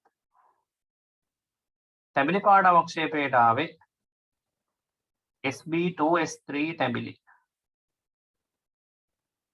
හරි. ඊට පස්සේ අපිට එනවා කහදු බොරු එකක්. tin sulfide කහදු බොරු. ඔන්නෝමයි අවක්ෂේප හතර එන්නේ. හරිනේ. ආම්ලික මාධ්‍යය එතකොට ඔන්න H2S යවලා අවක්ෂේප කරගන්න විදිය. ආම්ලික මාධ්‍යය හයිඩ්‍රජන් සල්ෆයිඩ් යවලා අවක්ෂේප කරගන්න විදිය. රයිට්. පළවෙනි කාණ්ඩයත් හරි දෙවෙනි කාණ්ඩයත් හරි. ඊළඟට අපි තුන්වෙනි කාණ්ඩයට යනවා. තුන්වෙනි කාණ්ඩ විශ්ලේෂණයේදී තුන් දෙනෙක් එනවා. කවුද තුන් දෙනා? ferric hydroxide. ferric hydroxide ඊළඟට එනවා chromium hydroxide. ඊළඟට එනවා aluminium hydroxide. ඔන්න ඔය තුන් දෙනා ඉන්නේ. ඒතර මෙයා දුඹුරු පාට. මේකට එනවා දුඹුරු පාට. මේකට එනවා කොළ පාට. මේකට අපිට ඉන්නේ සුදු පාටනේ. ඉතින් අපි දන්නවනේ මේක සුදු. හරි. ඔන්න තුනක් හරි ඈ. පළවෙනි කාණ්ඩයේ ඔච්චරයි. දෙවෙනි කාණ්ඩයේදී අවක්ෂේප 10ක් එනවා. අවක්ෂේප 10 පාට හතරට වෙන් කරගත්තා. තුන්වෙනි කාණ්ඩ විශ්ලේෂණය හරි. ඒකේ තුන් දෙනෙක් එනවා. දුඹුරු පාට අවක්ෂේපයයි, කොළ පාට අවක්ෂේපයයි, සුදු පාට අවක්ෂේපයයි මොනවාද ඒකේ දැම්මේ? තුන්වෙනි කාණ්ඩ විශ්ලේෂණයේදී දැම්මේ පෙරණය දෙවෙනි කාණ්ඩයේ පෙරණය අරගෙන මුලින්ම HNO3 දාලා පොඩ්ඩක් රත් කරන්නත් ඕනේ. මම කලින් රත් කරන්න ඕනේ කියලා කිව්වනේ ඒක ලියා ගන්න. ඊට පස්සේ අපි මේකට ඇමෝනියම් හයිඩ්‍රොක්සයිඩ්, ඇමෝනියම් ක්ලෝරයිඩ් යවනවා. ඔන්න ඔහොම. හරිනේ? රයිට්. ඔන්න ඔහොම එන තුන් දෙනෙක්. ඊට පස්සේ තුන්වෙනි කාණ්ඩ විශ්ලේෂණය හරි. ඊට පස්සේ එන හතරවෙනි කාණ්ඩ විශ්ලේෂණය. හතරවෙනි කාණ්ඩ විශ්ලේෂණයේදී බාෂ්පික මාධ්‍යයනේ දැන් තියෙන්නේ. ඇයි ඇමෝනියම් හයිඩ්‍රොක්සයිඩ් ඉන්නවනේ. දැන් H2S යවනවා. එතකොට කී දෙනෙක් අවක්ෂේප වුණාද? එතනත් හතර දෙනෙක් ආවා. කවුද හතර දෙනා? කොබෝල්ට් අතරත් අපි ලියමුකෝ කළු පාට අවක්ෂේප දෙකක් ආවනේ. නේද? කළු පාට අවක්ෂේප දෙකක් වෙනවා. කවුද? කොබෝල්ගේ සල්ෆයිඩ් එක එනවා නිකල්ගේ සල්ෆයිඩ් එක එනවා කළු පාටයි. හරිද? මේ දෙන්න කළු. ඊට පස්සේ ආවේ මැංගනස් සල්ෆයිඩ් එකක් එනවා නේද රෝස පාට. ඒතර එයා රෝස පාටයි කෙනෙක් එනවා. ඊළඟ සිංක් සල්ෆයිඩ් සුදු පාටයි. හරි මෙන්න මේ ටික තමයි ඉතින් මතක තියාගන්න වෙන්නේ. එතන දෙන්න ඊට වඩා ලොකු දෙයක් නැහැ මතක තියාගන්න. හරි රයිට්. පස්සන කාණ්ඩ විශ්ලේෂණය අන්තිමට පස්සන කාණ්ඩ විශ්ලේෂණයට අපි දාන්නේ මොනවද? ලැබෙන මිශ්‍රණය රත් කරලා අපි දාන්නේ ඇමෝනියම් ක්ලෝරයිඩ්, ඇමෝනියම් හයිඩ්‍රොක්සයිඩ්. හරිද? ඊට පස්සේ දානවා ඇමෝනියම් මේක මේ මෙහෙම මේකේ ස්ටෙප්ස් තුනක් තියෙනවා. හරි? මුලින්ම කරන්න ඕන රත් කරන එක. දැන් අපි ඊට කලින් එකෙත් මතක තියාගන්න ඕනේ HNO3 දාන්න කලින් මම මේකත් කියන්නම් මේක ස්ටෙප් වයිස් කියන්නම්කෝ. මෙතන පොඩක් හදා ගන්න ඕනේ පළවෙනි පියවර රත් කිරීම. හොඳේ. දෙවෙනි පියවර HNO3 දාලාත් රත් කරන්න ඕනේ. තුන්වෙනි පියවර ඇමෝනියම් හයිඩ්‍රොක්සයිඩ් ඇමෝනියම් ක්ලෝරයිඩ්. මේකේ පියවර ටික මතක තියාගන්න. පළවෙනි කාණ්ඩේ නිකම්ම තනුක HCl දානවා. පළවෙනි කාණ්ඩ විශ්ලේෂණයේදී කරේ නිකම්ම තනුක HCl දාන එක. දෙවන කාණ්ඩ විශ්ලේෂණයේදී කරේ H2S යවන එක. හැබැයි යවන H2S ආම්ලික මාධ්‍යයේ තියෙන නිසා ඒක ප්‍රශ්නයක් නෑ. ආම්ලික මාධ්‍ය H2S තමයි තියෙන්නේ. ප්‍රශ්නයක් නෑනේ. තුන්වන කාණ්ඩ විශ්ලේෂණයේදී කරන්න පළවෙනි රත් කරන්න ඕනේ. පළවෙනි රත් කරන්න ඕනේ. ඊට පස්සේ HNO3 දාලා රත් කරන්න ඕනේ. ඊට පස්සේ ඇමෝනියම් හයිඩ්‍රොක්සයිඩ් ඇමෝනියම් ක්ලෝරයිඩ් යවන්න ඕනේ. එහෙම දැම්මහමත් කොළ පාට දුඹුරු පාට අවක්ෂේපයක් කොළ පාට අවක්ෂේපයක් සහ සුදු පාට අවක්ෂේපයක් එනවා. හතරවෙනි කාණ්ඩයේදී කරන්න ඕනේ භාෂ්මික මාධ්‍ය H2S යවන්න ඕනේ. ඒක හරියි. පස්වෙනි කාණ්ඩ විශ්ලේෂණයේ ස්ටෙප්ස් කීපයක් තියෙනවා. මොකද එක පළවෙනි එක රත් කරන්න ඕනේ. එක රත් කරන්න ඕනේ. දෙවෙනියට ඇමෝනියම් ක්ලෝරයිඩ් ඇමෝනියම් හයිඩ්‍රොක්සයිඩ් යවන්න ඕනේ. තුන්වෙනියට ඇමෝනියම් කාබනේට් යවන්න ඕනේ. ඔන්න ඔය ටික තමයි මතක තියෙන්න ඕනේ. හරි. ඒතර මෙතනින් යවුවාමත් එනවා අපිට අවක්ෂේප කීපයක්. මොනවාද එන අවක්ෂේප? Calcium carbonate, strontium carbonate, barium carbonate අවක්ෂේප වෙනවා. ඔන්න ඔය අවක්ෂේප තුන තමයි. හරි ඔන්න ඔය අවක්ෂේප තුන එනවා මතක තියාගන්න. හරිනේ ඔච්චරයි ඉතින් විශේෂයෙන් කියන්න දින ඔය වඩා කියන්න දෙයක් නෑ. ඕකේ. ඔතනින් පුතේ කැටායන විශ්ලේෂණයට අදාළ මූලික සිද්ධාන්ත කරුණු ටික අවසන් වෙනවා. හැබැයි මම ආයි කියනවා මේකේ මේක මීට වඩා බරපතලට පැහැදිලි කරන්න තියෙනවා ගොඩාක් දේවල් මේකේ. නමුත් ඒකක්වත් පැහැදිලි කරන්න බෑ. මොකද KSP සම්බන්ධයෙන් අපි අවබෝධයක් අපිට තාම නැති නිසා මේක එතනින් එහාට පැහැදිලි කිරීමක් කරන්න බෑ. හරි නේද? රයිට් එක හොඳට මතක තියාගන්න. ඕකේ. හරි. අපි ඊළඟට යමු. හරි අපි දැන් අපේ ටියුට් එකේ එන්න ප්‍රශ්නාංක 16ට D ගොනුවේ ටියුට් එකට නෙමෙයි තාම P ගොනුවේ ටියුට් එකේ ප්‍රශ්නාංක 16ට එන්න ප්‍රශ්නාංක 16 දැන් කැටායන විශ්ලේෂණයෙන් තමයි අහලා තියෙන්නේ. හරි කැටායන විශ්ලේෂණයට අදාළ ප්‍රශ්නයක් නේ. රයිට්. පොඩ්ඩක් අපි කියවගෙන යමු ප්‍රශ්නාංක 16. X නැමැති ලවණයක සමග කරන ලද පරීක්ෂා සහ අදාළ නිරීක්ෂණ පහක් දක්වා ඇත කියලා තියෙනවා ප්‍රශ්නාංක 16. හරි. X මුලින්ම දාලා දෙන තනුක HCl සමග රත් කරනවා. ඒ කියන්නේ පළවෙනි කාණ්ඩ විශ්ලේෂණයෙන් HCl දාලා රත් කරලා තියෙනවා. අවර්ණ ද්‍රාවණයේදී වායු පිටවීමක් නැහැලු. හරි. එතකොට අවර්ණ ද්‍රාවණයක් नु වායු ඒ කියන්නේ දැන් අපි දන්නවා පළවෙනි කාණ්ඩ විශ්ලේෂණයේදී සාමාන්‍යයෙන් HCl දැම්මම අවක්ෂේප වෙන්න ඕන 3 දෙනෙක් ඉන්නවා. කවුද? KGCl අවක්ෂේප වෙන්න ඕනේ, lead chloride අවක්ෂේප වෙන්න ඕනේ, mercury chloride අවක්ෂේප වෙන්න ඕනේ සුදු පාට විදිහට. හැබැයි ඉතින් එහෙම අවක්ෂේප වෙන්න නම් ඒව ඉන්න ඕනේ. දැන් එතන අවක්ෂේප වෙලා නැහැ. ප්‍රශ්නේ කියන විදිහට අවක්ෂේප වෙලා නැහැ. තනුක HCl දැම්මම අවක්ෂේප වෙලා නැත්නම් ඒකේ තේරුම මොකක්ද? තනුක HCl දැම්ම අවර්ණ ද්‍රාවණයක් හම්බුනේ. ඒ කියන්නේ අවක්ෂේප වෙලා නැහැ. වායු පිට වෙලත් නැහැලු. දැන් වායු පිට යනවා කියන්නේ මොනවාද? වායු පිට යනවා නම් අනිවාර්යයෙන්ම තියෙන්න ඕනේ කාබනේට් හරි බයිකාබනේට් වලින් මෙන්න මේවා තමයි වායු පිට වෙන්නේ. මතකනේ? සල්ෆයිඩ් තව අපිට ගන්න පුළුවන් බයිසල්ෆයිඩ් right ඊට පස්සේ S2O3 2- එනවා තව සල්ෆයිඩ් S2- NO2- දැන් අපි දන්නවා මේ දෙන්නම කාබන් ඩයොක්සයිඩ් අම්ලයක් දානකොට කාබන් ඩයොක්සයිඩ් පිට කරනවා මේ දෙන්නම සල්ෆර් ඩයොක්සයිඩ් පිට කරනවා අම්ලයක් දානකොට මෙයා නම් සල්ෆර් අවක්ෂේප කරලා සල්ෆර් ඩයොක්සයිඩ් පිට කරනවා මෙයා H2S පිට කරනවා මෙයා NO2 රතු දුඹුරු පාට වායුවක් පිට වෙනවා කොහොමනේ ඇනායනයෙන් තමයි අම්ලයක් දැම්මහම වායු පිට වෙන්නේ ඇනායනයේ මත පදනම් වෙලා. මේක ඔයා හොඳටම දන්නවනේ.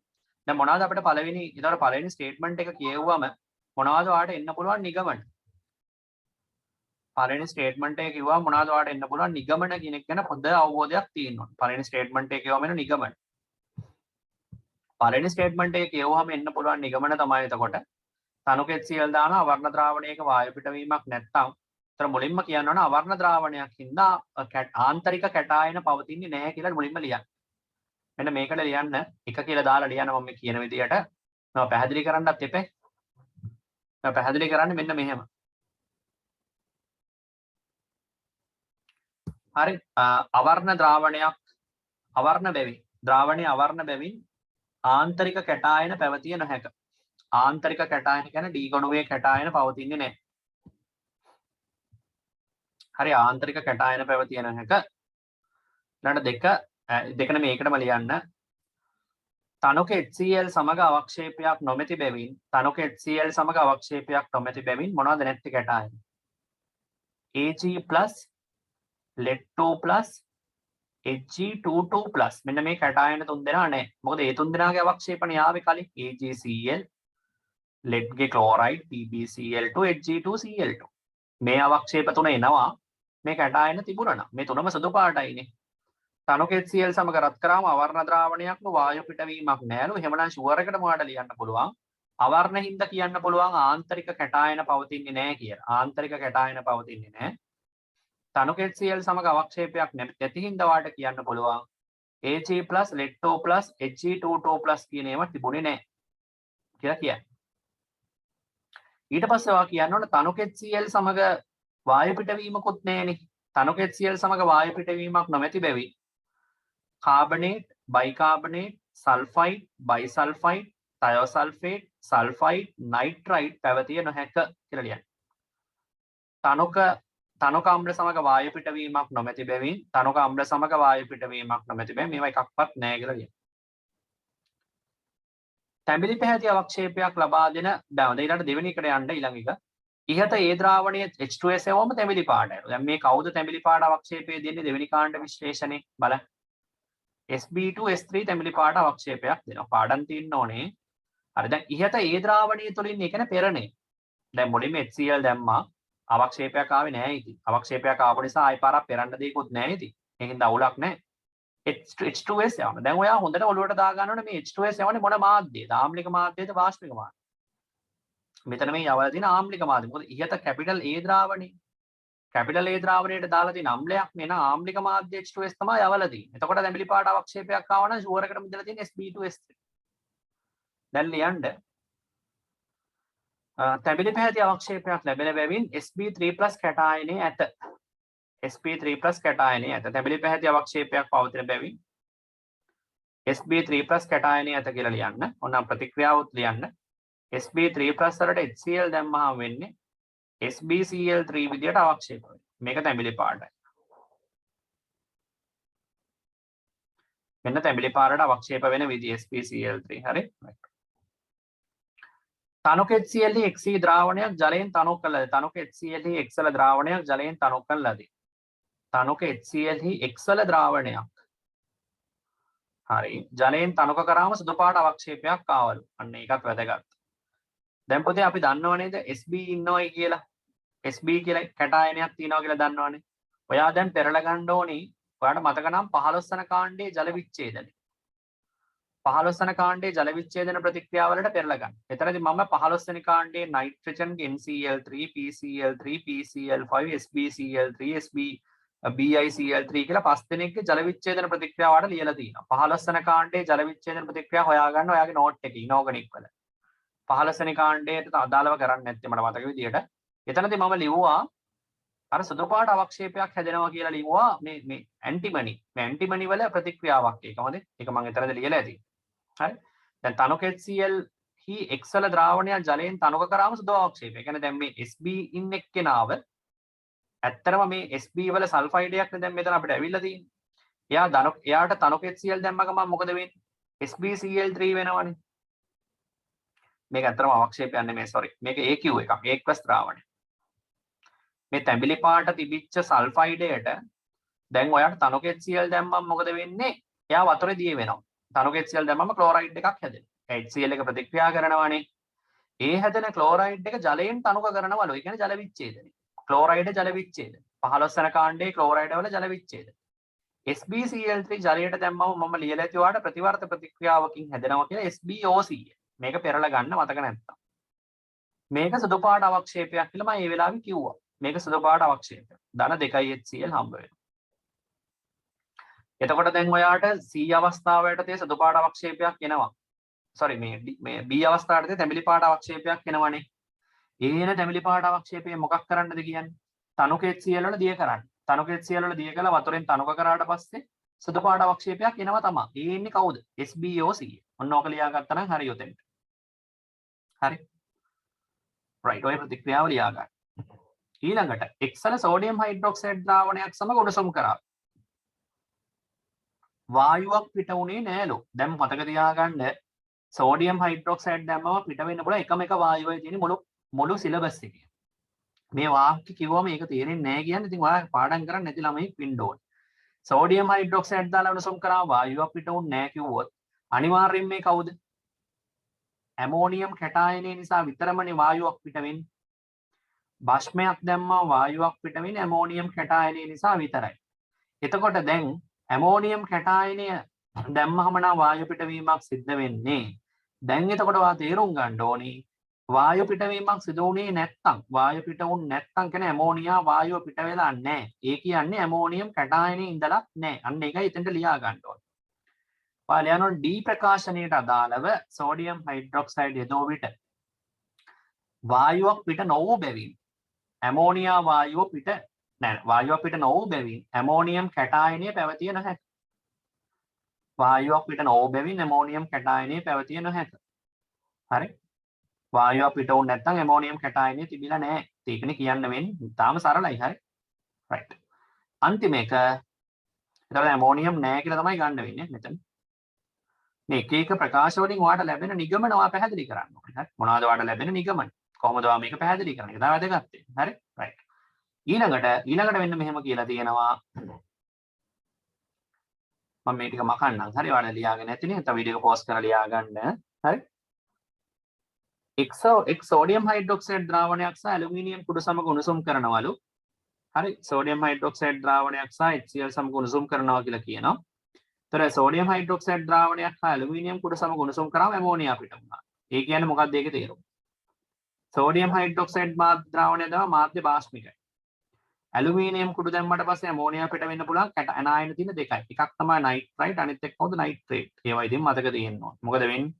නයිට්‍රයිට් එකට ඇලුමිනියම් දැම්මම බාෂ්මික මාධ්‍යයේදී නයිට්‍රේට් ඇමෝනියා වෙනවා ඇලුමිනියම් ඇලුමිනේට්.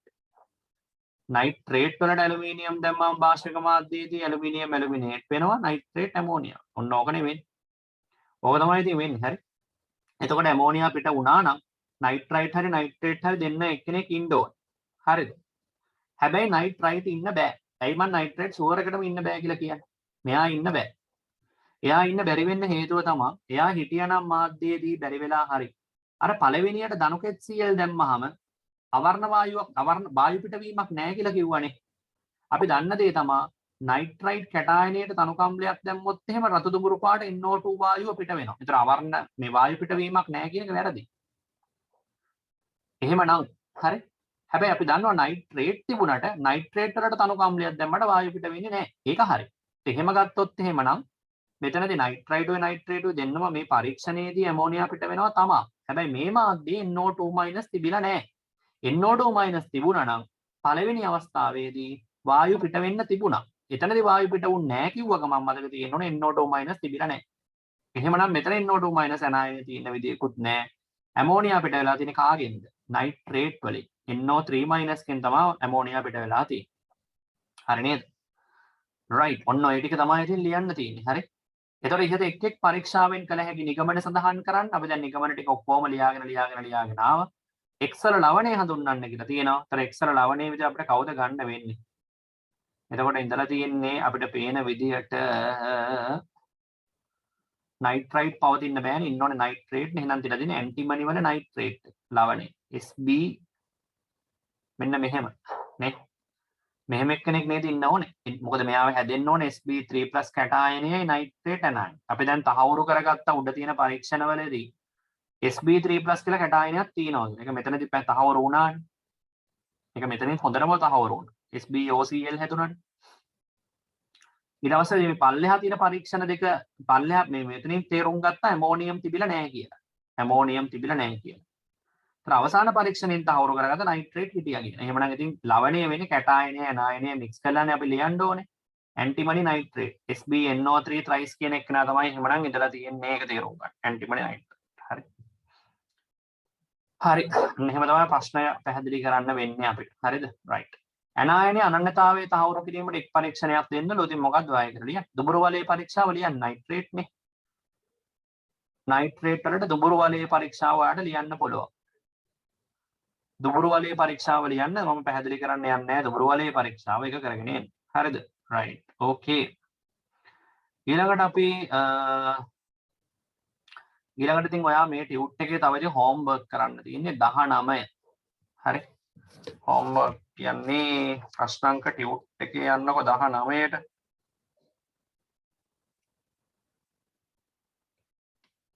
19ට යන්න 19 දෙවෙනි එක. මේ past papers question එකක් නේ.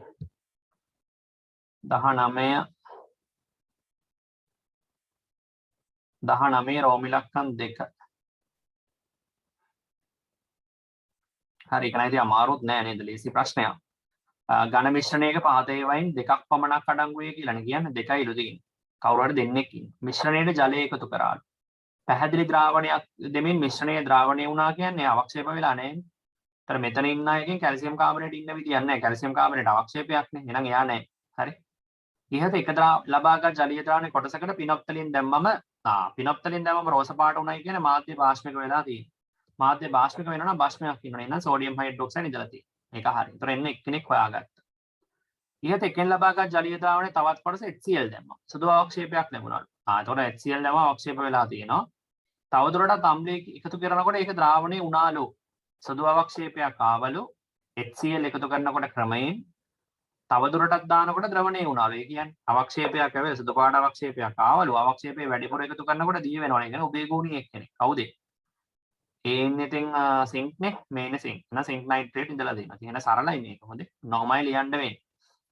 හේතු දක්වීමේ මිශ්‍රණයට අංගු සංයෝග දෙක හඳුනා ගන්න. ඕක තමයි වෙලා තියෙන්නේ. හරි. ඔය සින්ක් සම්බන්ධයෙන් පොඩි පැහැදිලි කිරීමක් කරොත් ඔයක ලියා ගන්න. දැන් ඔතන වෙලා තියෙන්නේ මෙහෙමයි. දැන් සින්ක් වල පොතේ අපි දැන් සින්ක් වල ජලීය ද්‍රාවණයක් අපි ගත්තොත් එහෙම උදාහරණයක් විදියට අපි ගමුකෝ අපි හිතමුකෝ මෙතන ඉන්නවා කියලා සින්ක් ක්ලෝරයිඩ් ඉන්නවා කියලා හිතන්නකෝ. මේකට ඩයලූටඩ් සෝඩියම් හයිඩ්‍රොක්සයිඩ් අපි දාගෙන ගියොත් මොකද වෙන්නේ?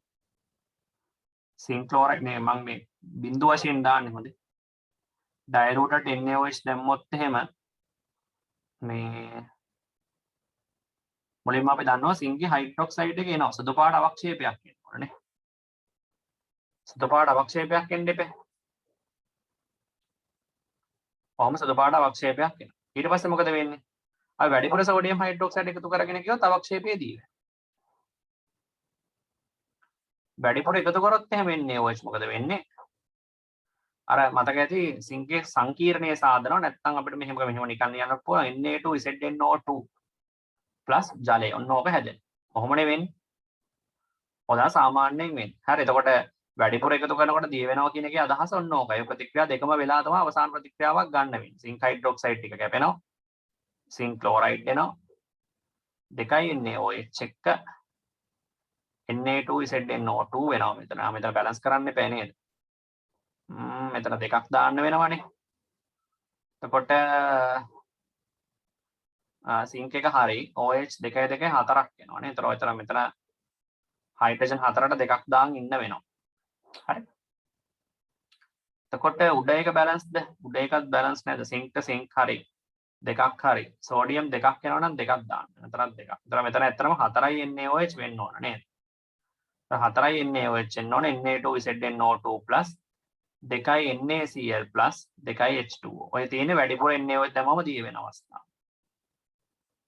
හරිනේ ඔක්සිජන් 4ක් එනවා N සෝඩියම් 2යි 2යි 4යි ක්ලෝරින් 2යි. හරි. දැන් ඕක හරි. ඔය තියෙන්නේ මේ සින්ක් ක්ලෝරයිඩ් ජලීය ද්‍රාවණයකට සෝඩියම් හයිඩ්‍රොක්සයිඩ් ක්‍රමයෙන් එකතු කරගෙන යනකොට මුලින්ම අවක්ෂේපයක් එනවා. වැඩිපුර එකතු කරගෙන යනකොට දිය වෙනවා. ඒකනේ ඔය කියන්නේ. ඕකේ අනිත් පැත්තකොත් ආයෙ පාරක් අපි ගන්න ඕනේ. මොකද අනිත් පැත්ත කියන්නේ දැන් ඔය මේ දිය වෙලා තියෙන ද්‍රාවණය තියෙන්නේ. මේ දිය වෙච්ච ද්‍රාවණයට අපිට දාන්න පුළුවන් HCl බිඳු වශයෙන්. HCl බිඳු වශයෙන් දාද්දි මොකද වෙන්නේ? එතකොට ආයෙ පාරක් අවක්ෂේප වෙන්න ඕනේ. එතකොට මේක ආයෙ පාරක් සින්ක් හයිඩ්‍රොක්සයිඩ් අවක්ෂේප. අපිට වැඩිපුර HCl එකතු කරගෙන යනකොට ආයි පාරක් සිංක් ක්ලෝරයිඩ් එක එනවා. නොකත් මතක තියා ගන්න ඕන අනිත් පැත්තකුත් ඔගේ තියෙනවා. හරි. වැඩිපුර එකතු දැන් බස්මය දාලා මෙතනදී අවක්ෂේපයක් ඇවිල්ලා අවක්ෂේපයට වැඩිපුර බස්ම එකතු කරනකොට දිය වෙනවා. ඒක හරි. ඒ දිය වෙච්ච ද්‍රාවණයට, ඒ කියන්නේ Na2ZNO2 වලට හරි ආයි පාරක් අපි අම්ලයේ බිඳුව වශයෙන් දාගෙන ඉතින් ආයි පාරක් අවක්ෂේපය. Sync hydroxide. ඒක සුදු පාටයි. ඒ අවක්ෂේපයට වැඩිපුර දැම්මාට පස්සේ HCl මොකද වෙන්නේ? සිංක් ක්ලෝරයිඩ් එක හැම්බෙනවා. ඕක වෙන්න පුළුවන්. ඒක තමයි එතන වෙලා තියෙන්නේ. ඒකයි මට මේ කියන්න අවශ්‍යතාවය තිබුණේ. එහෙම වෙන්න පුළුවන්. හරිනේ? right. විතර ප්‍රශ්න අංක 19 part 1 හරි. මේක අපි කතා කරා මීට කලිනුත්. දැන් මේ විතරක් මම මේ පැහැදිලි කිරීමක් කරන්න ඕන නිසා තමයි කිව්වේ. 19 part 2 එකට පොඩ්ඩක් යමු. ඒකත් කතා කරමු. හරි මෙන්න මෙතන පොඩි විස්තර ටිකක් තියෙනවා 19 කොටස් දෙවෙනි කොටසනේ. මේකෙදි පොඩි පැහැදිලි කිරීම ටිකක් කරන්න වෙනවා. හරියට අඳුර ගන්න කියලා තියෙන්නේ නේද? ඝණයක් පෙන්නලා තියෙන්නේ අර කිරිබත් කැටයකින්. ත්‍රිකෝණය පෙන්නලා තියෙන්නේ අවක්ෂේපයකින්. ද්‍රාවණය පෙන්නලා තියෙන්නේ කොටුවකින්. වායු පෙන්නලා තියෙන්නේ බෝලින් කියලා තමයි කියන්නේ. එතකොට මොනවාද අපිට ගන්න වෙන්නේ? කැපිටල් A ට තනක සල්ෆියුරික් දැම්මම තද රතු පාට සංකීර්ණයක් ආවා කියලා කියන්නේ. දැන් සාමාන්‍ය ළමයි තද රතු පාට සංකීර්ණ ඉන්නේ කාටද? මතකද තද රතු පාට සංකීර්ණ අපි කතා කරන්නේ කාටද? තද රතු පාට සංකීර්ණ ගොඩක් කරාට යකඩවල තමයි තද රතු පාට සංකීර්ණ කියන එක එන්නේ. හරි? යකඩවල. ඒක යකඩ වෙන්න ඇති. අපි දැනට පොඩ්ඩක් මේ හිතාගමු. තව එතකොට තව මොනවද අපිට තියෙන්නේ? මෙන්න මේ ලා කහ පාට එනවා කියන සල්ෆර් අනිවාර්යයෙන්. ඒතර අම්ලයක් දැම්මට පස්සේ සල්ෆර් ඩිපොසිට් වෙලා තියෙනවා. අම්ලය මොකක්ද කියලා දන්නේ නැහැ. අම්ලය D කියලා කියලා තියෙනවා. මෙතන කළු පාට අවක්ෂේපයක් ඇවිල්ලා දිනවා. කළු අවක්ෂේප ගොඩාක් තියෙනවානේ. දැන් අපි අද කැටායන විශ්ලේෂණයේදී කතා කරා කළු අවක්ෂේප කීපයක්. කොපර් සල්ෆයිඩ් තියෙනවා, නිකල් සල්ෆයිඩ් තියෙනවා. හරි ගොඩක් අවක්ෂේප තියෙනවා. කුණු සාන්ද්‍ර HNO3 දැම්මම ආවිල්ලේ කොළ පාට ඇවිල්ලා. එහෙනම් අනිවාර්යෙන් කොළ පාටක් එනවා නම් HNO3 දැම්මට පස්සේ අවක්ෂේපයේ දිය වෙලා ඇමෝනියම් හයිඩ්‍රොක්සයිඩ් දැම්මම ලා කොළ පාටකුත් හැදෙනවා නම් නිකල් වෙන්න ඕනේ. ඒ විදිහින් පාඩම් තියෙන්න ඕනේ හොදේ. එතකොට දැන් එහෙමනම් මෙතනදී නම් යකඩ තමයි සම්බන්ධ වෙලා තියෙන්නේ. අපි යකඩ කියලා හිතුවොත් මෙතන යකඩ කියලා අපි හිතමුකෝ. ඒතර මෙතනදී මොකක් හරි වායුවක් පිට වෙන්න එපයි. වායුවක් පිට වෙන්න නම් ඇනායනේ තෝරගන්න ඕනේ. මම Fe2+ කියලා යකඩ ගත්තේ මොකද මේ තනක සල්ෆියුරික් දැම්මට පස්සේ මෙතන මොකක් හරි කම්ප්ලෙක්ස් එකක් හැදෙනවා. ඒ හැදෙන කම්ප්ලෙක්ස් එක තමයි මේ තද රතු පාටයි කියලා කියන්නේ. හැබැයි මේක තද රතු පාට වෙන්න නම් මෙතනට එන්න ඕනෙක් කෙනෙක් ඉන්නවා. ඒක මෙතන වැටිලා නැහැ. ඒක ලියන්න ඕනේ. මෙතනට එන්න ඕනේ සාන්ද්‍ර HNO3 රත් කිරීම කියලා දාන්න 2 ඇමෝනියම් තයෝසයින් NH4SCN. මෙන්න මේ දෙක දැම්මම තමයි හරියන්නේ. මේක මෙතන එන්න ඕනේ. මේක print වෙලා නැහැ. හරි ඒක ලියා ගන්න. 1 කියලා දාලා ලියන්න සාන්ද්‍ර HNO3/ රත් කිරීම. 2 කියලා දාලා ලියන්න ඇමෝනියම් තයෝසයිනේට් NH4SCN. මතකයි නේද ඇමෝනියම් තයෝසයිනේට් එක තද රතු පාට සංකීර්ණය හදන යකඩ. ඒක මෙතනට එන්න ඕනේ. මේක මේ printing error එකකින් වැටිලා නැත්තේ. හරි. ඒක දැක්කම ඔයාලට මේක දැක්කම මතක නම් තද රතු පාටයි කියන යකඩ කියලා මතක් වෙනවා ටක් ගාලා. ඒතර මෙතන iron 2+ තියලා තියෙනවා. තද රතු පාට සංකීර්ණ කොහොමද වෙන කවුරුත් දෙන්නේ නැහැ. යකඩ තමයි දෙන්නේ ඉතින්. හරිද? එතකොට දැන් තනුක සල්ෆියුරික් දැම්මහම වායුවක් පිට වුණා නම් ඇනායනය මොකද්ද කියලා හිතා ගන්න පුළුවන් වෙන්නත් එපා. ඇනායනය සල්ෆයිඩයක් වෙන්න පුළුවන්, සල්ෆයිඩ් වෙන්න පුළුවන්, කාබනේට් වෙන්න පුළුවන්, මොකක් වුණත් වෙන්න පුළුවන්. හැබැයි ඒ එන වායුවට අම්ලයක් දැම්මම සල්ෆර් අවක්ෂේප වෙලා. මේකේ ගොඩාක් chance එක තියෙන්නේ කවුරු වෙන්නද? මොකද මෙතන දැන් කළු පාට අවක්ෂේප වෙන්නේ සල්ෆයිඩ් අවක්ෂේපනේ. සල්ෆයිඩයක් විදියටනේ අවක්ෂේප වෙලා තියෙන්නේ. සිංක් සල්ෆයිඩ් හරි, නිකල් සල්ෆයිඩ් කවුරු හරි. ඒතර සල්ෆයිඩ දෙන්න නම් වායුව H2S වෙන්න ඕනනේ. ඒතර මේ ගොඩක් කරාට මේ වායුව H2S වෙන්න ඇති. H2S වුණොත් එහෙම සල්ෆියුරික් දැම්මොත් සල්ෆර් ඩිපොසිට් වෙනවනේ. මතක ඇතිනේ. මම H2S වල රියැක්ෂන්ස් බලන්න 16 වෙනි කාණ්ඩේ H2S වලට සල්ෆියුරික් දාලා සල්ෆර් ඩිපොසිට්. ඒතර ගොඩක් කරාට H2S වෙන්න ඇති. H2S කියලා වායුව ගත්තොත් ඇනායනය සල්ෆයිඩේ වෙන්නේ. එහෙමනම් මෙතන තිබිලා තියෙන්නේ FeS කියන එක්කෙනා වෙන්න ඕනේ. අපේ ප්‍රෙඩික්ෂන් එක හරියන අපි බලාගෙන යමු. එතකොට දැන් මෙතන එහෙමනම් B කියන අවස්ථාවේදී හැදෙනවනේ ෆෙරස්ගේ සල්ෆේට්. ඇයි සල්ෆියුරික් දැම්මම යකඩ ධන දෙක සල්ෆියුරික් එක සල්ෆේට් එකනේ හැදෙන්න ඕනේ. ෆෙරස් සල්ෆේට් තිබිලා ඇති. මේ පැත්තේ H2S එකට බාෂ්මික මාධ්‍යයේදී F කියලා එක්කෙනෙක්ව දානවලු. F කියන එක්කෙනාව දැම්මට පස්සේ කළු අවක්ෂේපයක් ආවොත් ඒක නිකල් වෙන්න ඕනේ. මොකද මේ ආවිල්‍ය කොළ, ලා කොළ, තද නිල් පාට ද්‍රාවණය ඉන්නේ ඇමෝනියම් මේ නිකල් වල. උණු සාන්ද්‍ර HNO3 දැම්මම නිකල් වල නයිට්‍රේට් එකනේ එන්න ඕනේ. NiNO3 මොකද ඩබල් ඩිස්ප්ලේස්මන්ට් නිකල් HNO3 එක නිකල්ගේ නයිට්‍රේට් එක හැදෙන්නේ. ඒක තමයි එතකොට ආවිල්‍ය කොළ පාට වෙන්න ඕනේ. ඊට පස්සේ තනක ඇමෝනියම් හයිඩ්‍රොක්සයිඩ් දැම්මම මොකද වෙන්නේ? නිකල් වල නයිට්‍රේට් වලට ඇමෝනියම් හයිඩ්‍රොක්සයිඩ් දැම්මහම මුලින්ම වෙන්නේ ලාකොළ පාට අවක්ෂේපයක් කියන එක තමයි. නිකල්ගේ හයිඩ්‍රොක්සයිඩේම තමයි එන්නේ සොලිඩ් එක. ඒකට සාන්ද්‍ර ඇමෝනියම් හයිඩ්‍රොක්සයිඩ් දැම්මම අපි දන්නවා නිකල් වල ඇමීන් සංකීර්ණයේ සාධක. NiNH3 වල 2+ එක සාධක. ඒක තමයි සදෙල් පාට වෙන්නේ. දැන් හරි කියලා හිතනවා. දැන් හරිනේ වැඩි. දැන් ගොඩක් ඒවා අඳුර ගන්න පුළුවන් මේක ඉතාලම සරලයි. ෆෙරස් සල්ෆයිඩ් තිබිලා තියෙන සල්ෆියුරික් දාම ෆෙරස් සල්ෆේට් එනවා. ඒකට ඇමෝනියම් තයෝසයනේට් සාන්ද්‍ර HNO3 දැම්මම සදරතු පාට සංකීර්ණයක් එනවා හරි. H2S වායුව වෙනවා සල්ෆියුරික් දැම්මම සල්ෆර් ඩිපොසිට් වෙනවා අනිත් පැත්තෙන්. මෙතන මේ F කියන එක්කෙනාව අඳුර ගන්න වෙනව නේද? F කියන එක්කෙනා මේ පල්ලෙහා ඉන්නේ. කවුද මේ? කොහොම හරි කවුරු හරි භාෂික මාධ්‍ය එක්කෙනෙක්ව දාලා තියෙන්නේ. F කියන එක්කෙනාව අපිට බේරියම් ක්ලෝරයිඩ් දැම්මම සුදු පාට අවක්ෂේපයක් එනවලුනේ. ඒ කියන්නේ බේරියම්ගේ සල්ෆේටේ වෙන්නේ නැති අවක්ෂේප වෙලා තියෙන්නේ. දැන් මෙතන තිබිලා තියෙන H2S වලනේ. එතකොට F කියන එක්කෙනාම නිකල් සල්ෆයිඩ් අවක්ෂේප වෙනවා. මෙතන තිබිලා තියෙන කවුද? ජලී F කියන එක්කෙනා. දැන් නිකල් ආවේ කොහෙන්ද? නිකල් එන්න ඕනේ F වලින් අනිවාර්ය නිකල් උඩින් පාත් වෙන්න බෑනේ. මෙතන අනිවාර්යෙන් F වල නිකල් තිබිලා තියෙනවා. එතකොට නිකල් තිබිලා තියෙන කවුරු හැටියටද? අන්න ඒක වැදගත්. බේරියම් ක්ලෝරයිඩ් දැම්මම අවක්ෂේප වෙන්නේ බේරියම් සල්ෆේට්. එහෙමනම් මෙතන ඇනායනීය තිබිලා තියෙන සල්ෆේට්. සල්ෆේටේ ඇනායනීය විදියට එන්න නම් කැටායනීය තිබිලා තියෙනවා නිකල්. එහෙනම් නිකල් 2+. මේ නිකල් සල්ෆේට් තිබිලා තියෙනවා. දැක්කනේ තර්ක කරන හැටි. තර්කයේ ගොඩනගන්න ඉතින් හොඳට පාඩම් තියෙන්න ඕනේ. NiSO4 එහෙමනම් F කියන්නේ NiSO4. දැන් හරියට ගැලපෙනවනේ. මෙතන තියෙන H2S වලට නිකල් සල්ෆේට් දැම්මම මොකද වෙන්නේ? ඩබල් ඩිස්ප්ලේස්. නිකල් සල්ෆේට් වලට H2S දැම්මම නිකල් කොටස සල්ෆයිඩ් එක ගියාම එනවා නිකල් සල්ෆයිඩ් අවක්ෂේප වෙනවා. H2 එක SO4ත් එක්ක ගාම සල්ෆියුරික්. ඔන්න ඔහමයි වෙන්නේ ඉතින් කතන්දරේ. හරිනේ. ඒතර නිකල් සල්ෆයිඩ් අවක්ෂේප වෙලා H2SO4 විදියට අපිට අම්ලය ලබා දෙනවා. හරිනේ. ඔන්න ඔය ටික තමයි ඉතින් විශේෂයෙන් කියන්න තියෙන්නේ ඔතනදී. හරි. එතනින් මේ ප්‍රශ්නේ අවසන්. හරිනේ. ඕකේ. ඊළඟට ඔයගොල්ලෝ හෝම්වර්ක් වලට අපිට ප්‍රශ්නාංක 30 කරන්න. මේක නම් හරිනේද? කතා කරන්නේ. ප්‍රශ්නාංක 30 කරන්න. ප්‍රශ්නාංක 30 ප්‍රශ්නාංක 30 කරන්න. ඊළඟට ප්‍රශ්නාංක 31ක් කරන්න. 30යි 31යි අඳුර ගන්න බලන්න. මේක ඉතින් අමාරු නෑ. ලේසියෙන් කරන්න පුළුවන්. හරි. 31 කියන්නේ අපේ ගිය අවුරුද්දේ ප්‍රශ්නේ. 2021 ප්‍රශ්නේ කරන්න try එකක් දෙන්න. අමාරු නෑ. හරි. හරි. මේ ටික කරන්න. එතකොට මේ වැඩේ අවසන්. එතකොට අපිට මේ ඩීගොනුවට අදාළ ප්‍රශ්න වලට තමයි ඊළඟට යන්න තියෙන්නේ. අපිට තව වීඩියෝ එකකින් අවසන් කරන්න පුළුවන්. right?